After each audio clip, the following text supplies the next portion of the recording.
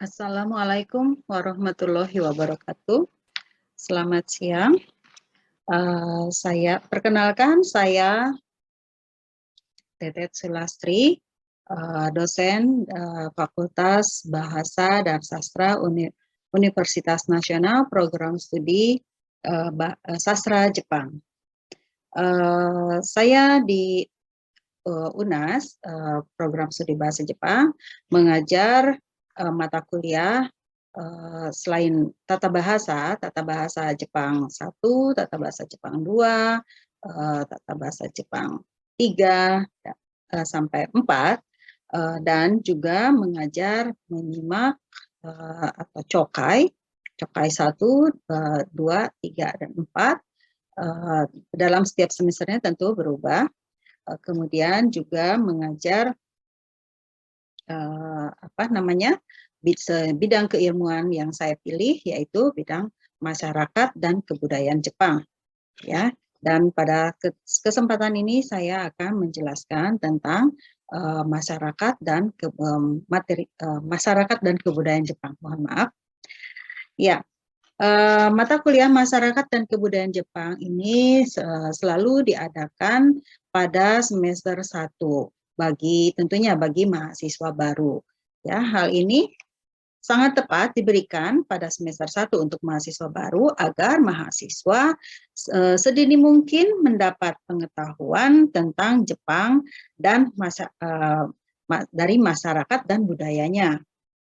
Ini pun sangat membantu wawasan mahasiswa saat mempelajari tata bahasa Jepang, juga karena di dalam tata bahasa Jepang terdapat teks-teks yang berkaitan dengan budaya, ya, budaya masyarakat Jepang.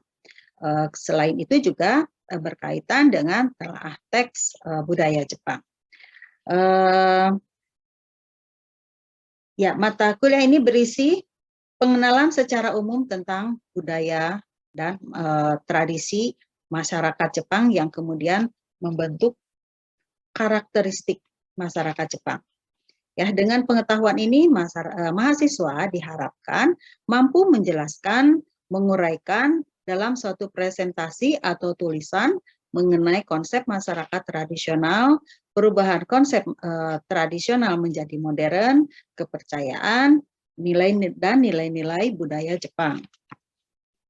Capaian lulusan yang diharapkan dari mata kuliah masyarakat dan kebudayaan ini adalah dari sikap, yaitu memilih sikap S4 atau sikap 4, berperan sebagai warga negara yang bangga dan cinta tanah air, memiliki nasionalisme serta rasa tanggung jawab pada negara dan bangsa.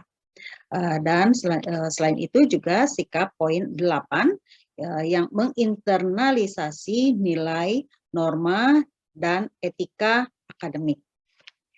Sementara dari pengetahuan, itu mengambil poin ketiga, yakni menguasai prinsip dan nilai kesusastraan Jepang, sejarah Jepang, sosial dan budaya masyarakat Jepang, dan etika kerja Jepang. Dan poin keempat, yaitu menguasai prinsip dan nilai budaya, kondisi masyarakat, dan geografis Jepang. Sedangkan dari keterampilan umum diharapkan capaian lulusan dari mata kuliah ini, yaitu memiliki kemampuan menerapkan pemikiran logis, kritis, sistematis, dan inovatif dalam konteks pengembangan atau implementasi ilmu pengetahuan dan teknologi yang memperhatikan dan menerapkan ilmu humaniora sesuai dengan keahliannya. Ya, dan keahlian umum, keterampilan umum yang poin ketiga, ya, diambil sebagai capaian kelulusan dari mata kuliah masyarakat dan kebudayaan Jepang, yaitu mahasiswa diharapkan mampu mengkaji implikasi pengembangan dan implikasi ilmu pengetahuan dan teknologi yang memperhatikan dan menerapkan nilai humaniora sesuai dengan keahliannya, berdasarkan kaidah, tata cara, dan etika ilmiah dalam rangka menghasilkan solusi, gagasan, desain, atau kritik seni. Dan serta keterampilan umum poin 8, yaitu mampu melakukan proses evaluasi diri terhadap kelompok kerja dan melakukan supervise serta evaluasi terhadap penyelesaian pekerjaan yang ditugaskan kepada pekerjaan yang berada di bawah tanggung jawabnya dan mampu mengelola pembelajaran secara mandiri. Sementara keterampilan khusus diharapkan capaian pembelajaran, capaian lulusan yang diharapkan adalah mengambil poin yang keterampilan khusus kelima, yakni mampu mempresentasikan sejarah dan sosial budaya Jepang dalam bahasa Indonesia secara lisan dan tulisan. Ya, dan poin selanjutnya keterampilan khusus poin ke-8, yakni mampu menerapkan teori sastra, linguistik, dan budaya dalam menganalisis teks kejepangan dan dalam penelitian. Perkuliahan mata kuliah ini telah dilakukan secara online sejak pandemi. Namun sebelum pandemi terjadi, Universitas Nasional telah menjalankan blended learning, yakni 50% tatap muka dan 50% perkuliahan yang direkam dan kemudian diunggah ke web kuliah Universitas Nasional. Sehingga mahasiswa dapat melihat kembali rekaman materi perkuliahan lebih dari 1 kali dalam 1 minggu. Ya, mahasiswa diberikan kesempatan untuk dapat mengakses web kuliah perkuliahan tersebut selama 1 minggu. Komunikasi dengan mahasiswa mengenai pertanyaan yang diajukan dapat dikemukakan di dalam chatting forum yang berlaku dalam 1 minggu. Dan tentunya saya sebagai dosen akan biasanya memeriksa chatting forum pada hari Jumat untuk menjawab pertanyaan, untuk mengecek dan menjawab pertanyaan yang diajukan terkait mata kuliah tersebut. Sehingga mahasiswa pun akan mengecek kembali di hari Sabtu. Kemudian capaian pembelajaran dari mata kuliah, yakni mampu menjelaskan kondisi alam Jepang berdasarkan letak geografis. Lalu mampu memahami struktur masyarakat Jepang. CPMK ketiga yaitu mampu memahami fenomena masyarakat Jepang kontemporer, dan CPMK keempat mahasiswa mampu memahami budaya tradisional dan religi Jepang. Dan CPMK kelima mampu memahami hubungan sosial masyarakat. Dan CPMK ke-6 yaitu mampu menjelaskan pengaruh globalisasi dalam masyarakat Jepang. Nah, ke-6 CPMK tersebut ya dibagi lagi menjadi sub CPMK, sub mata kuliah ya. Itu capaian yang diharapkan adalah mahasiswa mampu menjelaskan kondisi alam Jepang, iklim, yang kemudian membentuk karakteristik bangsa Jepang. Lalu mampu ya sub CPMK berikutnya, mahasiswa diharapkan mampu menjelaskan struktur masyarakat tradisional yang menjadi dasar kekuatan Jepang. Berikut CPMK berikutnya mampu menjelaskan berbagai fenomena serta permasalahan dalam keluarga kontemporer.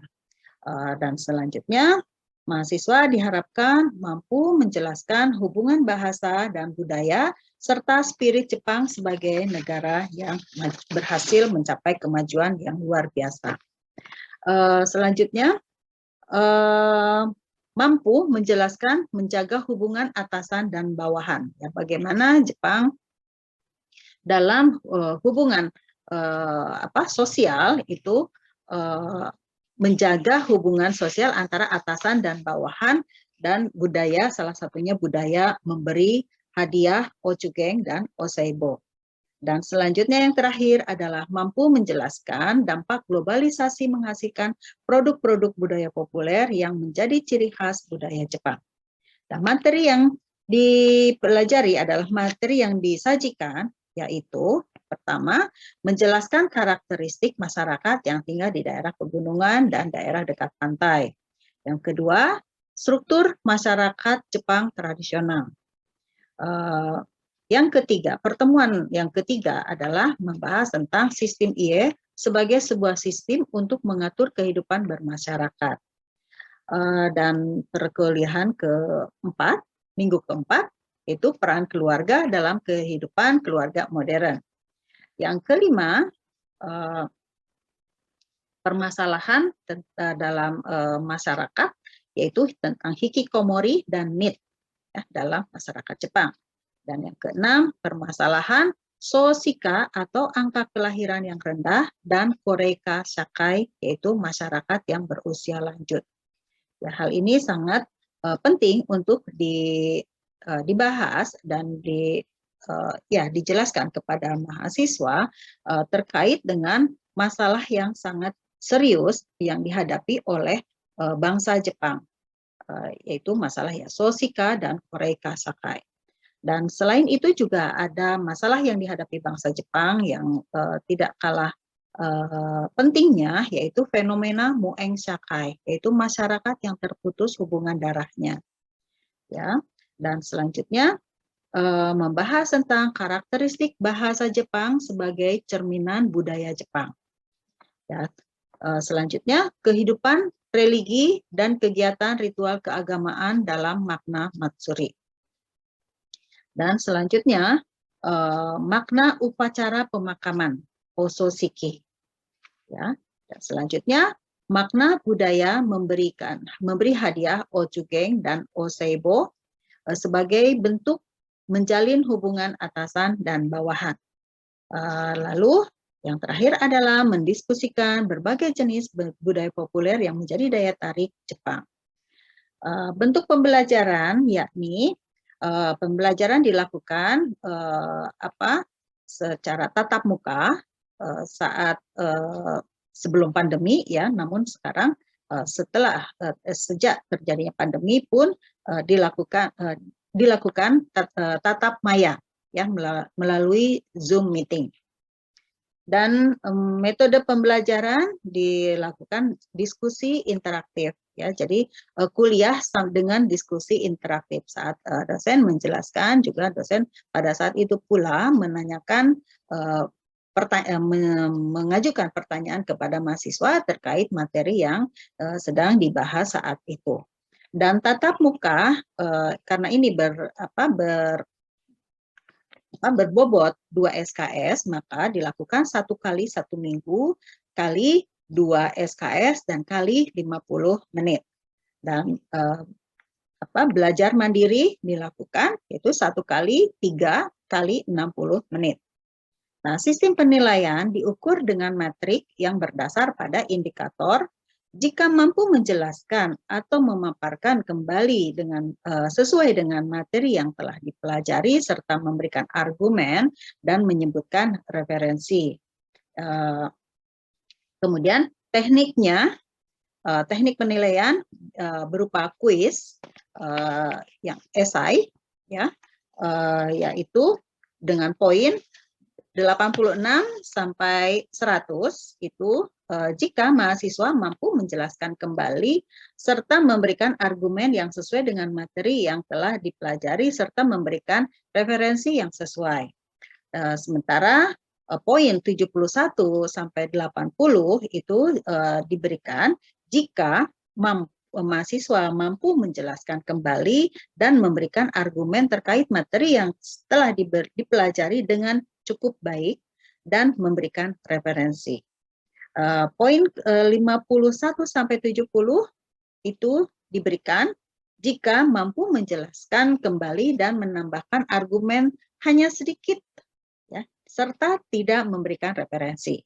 Dan selanjutnya adalah poin 50, kurang dari 50 jika mampu menjelaskan kembali namun tidak memberikan argumen. Demikian paparan pengajaran dari saya dan apa namanya? Ya, diharapkan mahasiswa dapat memahami dan menyerap dan bisa menjelaskan kembali mata kuliah yang berkaitan dengan masyarakat dan kebudayaan Jepang. Demikian, terima kasih.